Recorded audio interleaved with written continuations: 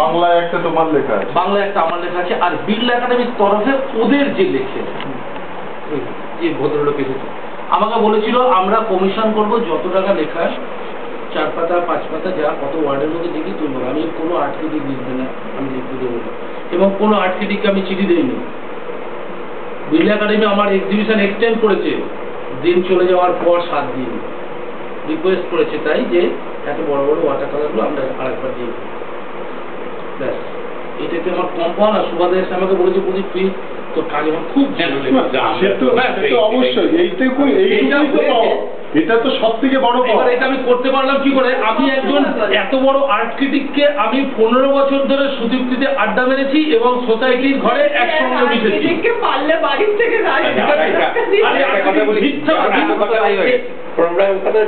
Please মানে কেউ জানে না আমার কত চোখের জল, কত রকম, কত বদনাম, কত রকম। প্রদীপরা সেসব সময় দেখেছে, আরো হয়তো অনেকে দেখেছে। আমাদের একটা হয়তো একটা বয়সে পৌঁছেছে, আমি 63 ক্রস করেছি, কিন্তু একেবারে ছেলে বয়স থেকে অর্গানাইজেশন, কলেজ করা, কিভাবে ছবি প্রেজেন্ট করতে হয় তাদের পেছনে থেকে আমি নেশাপান কখনো করিনি। আমার যা রোজগার করতাম আমার চলে যেতাম, কার কাছ থেকে ধার চাইতে হবে। আজকে নয়, সময় পাল্টে গেছে। আবার কালী বিশ্বাস বলে একজন ক্রিটিক ছিল, দেশেতে লিখতেন, ভদ্রলোক, চুপচাপ, কোনো হার্মফুল নয়, সকলেরই মোটামুটি ভালো লিখতেন আর একটু খাতির পাওয়ার চেষ্টা করতেন।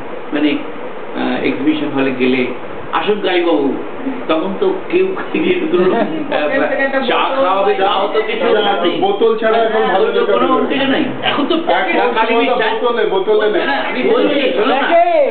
শোনো আমি জাস্ট এটা বলে একটুখানি জানে অনেকেই লিখবো, তাহলে তা কালী বিশ্বাস মারা গেলেন দীর্ঘদিন দেশে তো, আর তখন দেশ অনেক পপুলার, আর্টের উপর লেখা আনন্দবাজারে একটুখানি বেরোতো, তখন তো আর ওই রকম একটা ব্যাপার প্রত্যেক সপ্তাহে লাস্টের দিকে সীমা হয়েছে বলে অত বড় একটা জায়গা তাছাড়া তো। আচ্ছা, কালী বিশ্বাস চলে যাওয়ার পর আমি মাঝে মাঝে সময় একটা এক্সিবিশন, তখন বার্জার পেন্টস আমি একটা গ্যালারি করেছিলাম এবং মুরাল করেছিলাম, ও করেছিলাম।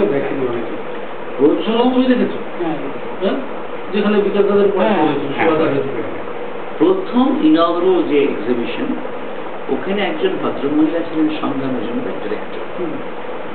উনি আমাকে ভীষণ রিলাই করতেন এবং আমার আইডিয়া মতন সবকিছু অনেক কিছু করতেন।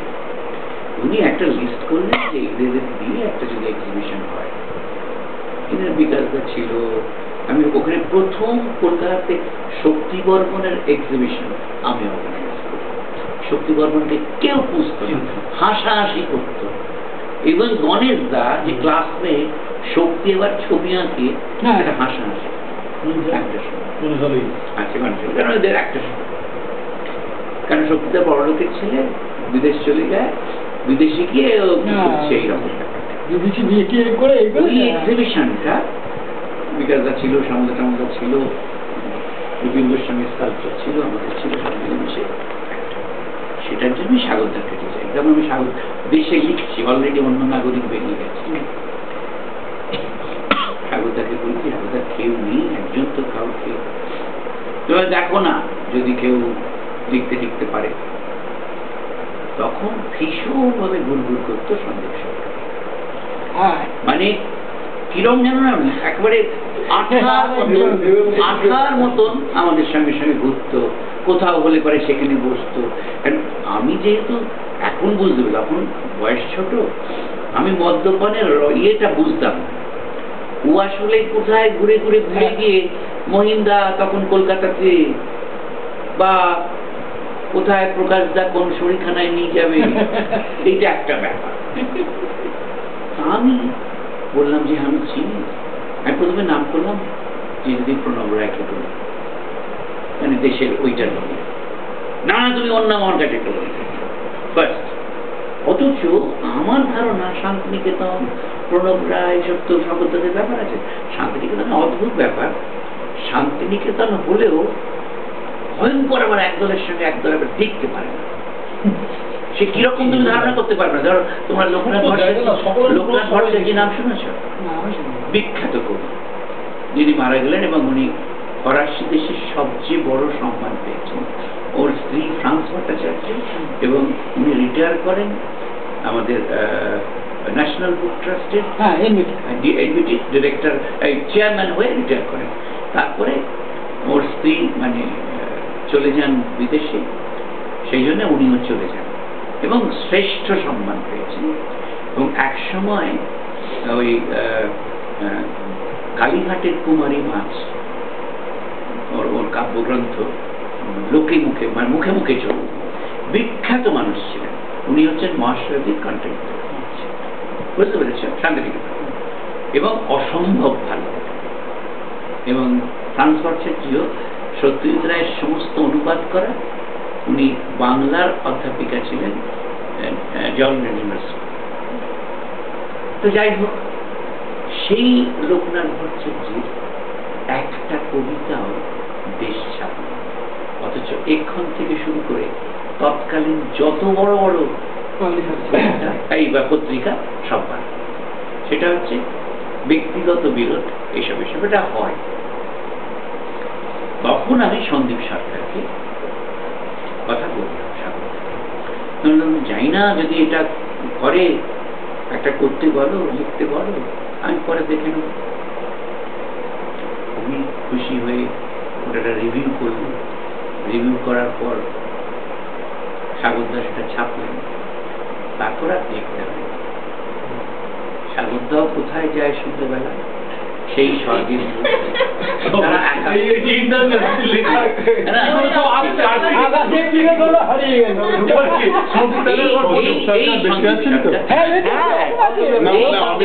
দশ 15 বছর আগে মানুষটাকে লাঞ্চে দেখে এসছি, বেঁচে কদিন থাকবে এরকম ব্যাপার ছিল।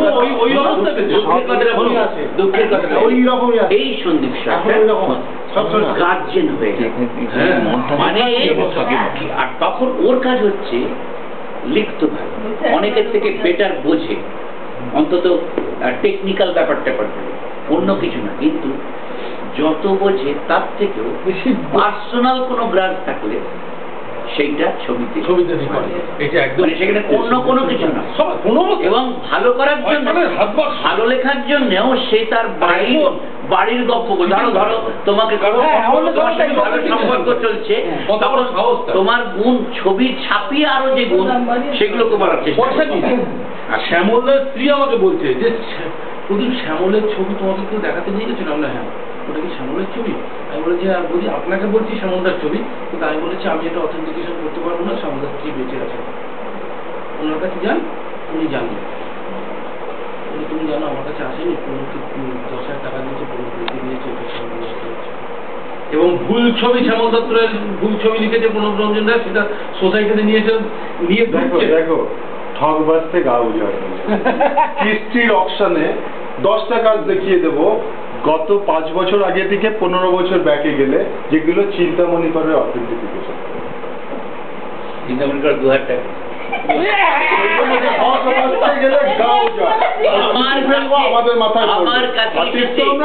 আমার কাছে আমার কালেকশন যামিনী রায়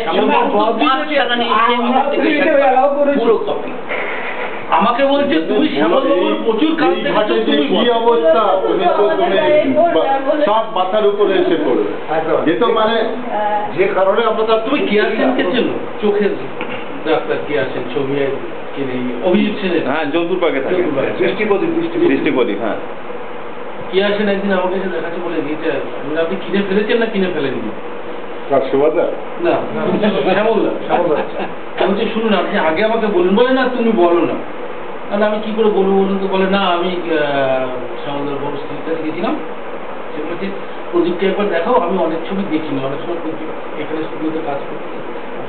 তুমি যাও, আমাকে বৌদি ফোন করে বলে তুমি একটু দেখো তো শ্যামলদার সবসময় তো খেয়াল করে দেখতাম না।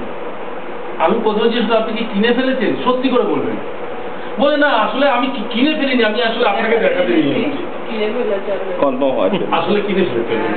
হ্যাঁ আমি বলছি কত দিয়ে কিনেছেন বলুন না, বলে না আসলে মানে কিনেছে কি ঠিক, আমি বলেছি না ঠিক কিনা আপনি কিনে ফেলেছেন কিনা বলুন না কিনি কিনে নিয়ে বল তাহলে কিনবেন না। বলে না আমি শ্যামলবাবুর স্ত্রীর কাছে গেছিলাম উনি যেটা তাহলে কিনে ফেলতে পারবো, এটা তো কোনো প্রবলেম নেই। বলে না কিন্তু ইলাদি বলেছে যে তুমি একবার প্রদীপের কাছে নিয়ে যাও। তাই বললাম শুনেছি ছবিটা শ্যামলবাবু নয়। বলে তুমি কি করে বললে? আমি যে কি করে আমি বলবো, আপনাকে কি করে বোঝাবে? তাহলে ছবিটা খোলা যাবে? খুলবো, আচ্ছা তাহলে তুমি যখন বলছো খুলবো, আমি খুলে দিচ্ছি। আমি ড্রাইভারকে ডেকে বলে ওটা খুলতো, ওটা তো অফিস আছে ছবিটা খোলা থাকবে। তারপর আমি বলে ভাইকে বললাম যে আলমারিতে খুলে ইয়েটা কি ছবিটা নিয়ে আসছি, অরিজিনাল ছবিটা শ্যামল আমাকে দিয়ে গেছে, আমি কিছু বৌদি জানে তো, ঠিক আছে। বৌদি বললাম বৌদি ছবিটা তো আমার কাছে, বলছে আমি সেই কারণেই তো তোমার কাছে পাঠিয়েছি। আমি তো বলি না দাদা তোমাকে যে শ্যামলদা এই ছবিটা দিয়েছে ছিলাম সঙ্গে। এই কপিগুলো কোথা থেকে ওইটা আমি বলি সেটা হচ্ছে কি নাম কি বলো না দিদিতে কি জর্জ না কি নাম, 40 বছর 50 বছর আগে কাগজ জাহাঙ্গীর আর্ট গ্যালারি কোনাকুনি একটা গ্যালারি বানিয়েছিল একটা, বলো তুমি না না একতলাতে কেমন কেমন না জাহাঙ্গীর আর্ট গ্যালারি মানে আর্ট মিউজিয়াম না মিউজিয়াম গ্যালারি করেছে না, মিউজিয়াম গ্যালারির কোনাকুনি ওই রাস্তাটায়। ও ছোট ছোট যে ফ্রেমার ছিল ফ্রেমার না না না ছোট গ্যালারি আছে একটা না, হ্যাঁ হ্যাঁ একটা আছে বলতো বোম্বে মানে আর্টিস্ট ডন বম্বে যে আর্টিস্ট সেন্টার আর্টিস্ট হচ্ছে ওইটা হ্যাঁ ওই সোমনাথ দা ওইটা কি করেছে, ওর ওখানে এক্সিবিশন হয়েছিল, ছবিটা নিয়ে গেছিল, ও একটা ক্যাটালগ করেছিল সেইটা করেছিল। কিন্তু সুরদা মূলটা ব্যাপারটা কি করার পর এত ভুল করেছে, এই যে ছবিটা আছে না শ্যামলদার আছে বাড়িতে সই, ওই ছবিটা ডান দিকে করেছিল গাছের উপর না ওপরে তো কেমন কপি করতো এইসব করতো ওই আমরাও তাই রেপ্লিকা সব ওই ছাদের উপরে একটা চাল এরকম দেয়া টিনে শেড অমিত জান এক্সিবিশন করেছিল বোধি আর্ট এবার এইখানে বোধি আর্ট গ্যালারি এক্সিবিশনটা করেছিল, ওরা একটা ক্যাটালগ বার করেছিল বোধি আর্ট বলে। বদি উঠেছে, বদি এখন উঠেছে। ওরাই তো দামটাকে বাড়িয়ে এইসব সব কিছু করে। অমিত জোট শ্যামলদার ছবি নিয়ে একটা ক্যাটালগ বার করেছিল, ওই ক্যাটালগটা চালু করেছে। এবার আমি খুলে দেখি বদি বন্ধ করে দিয়েছিল কেন?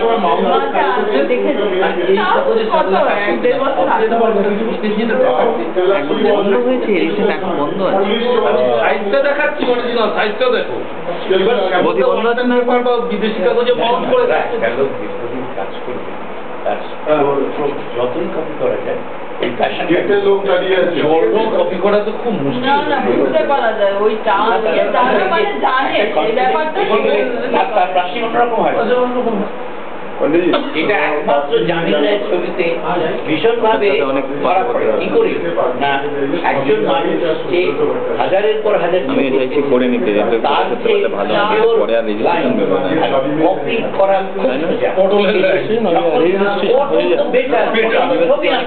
এই যে নতুন একটা নাচ বেরিয়ে গেছে এখন মুশকিল আছে একটু দেখলেই বুঝতে পারে আগে আগে জমা করতে হবে। সেই লাইনের ওই প্যাশন লাইনের জোর যেটা আসে না পিএনজি করে সোজা ধর্মদার ছবি মানে আমার তো 3 বছর হয়েছে, আমারটা বেরিয়ে যাবে, তাই না?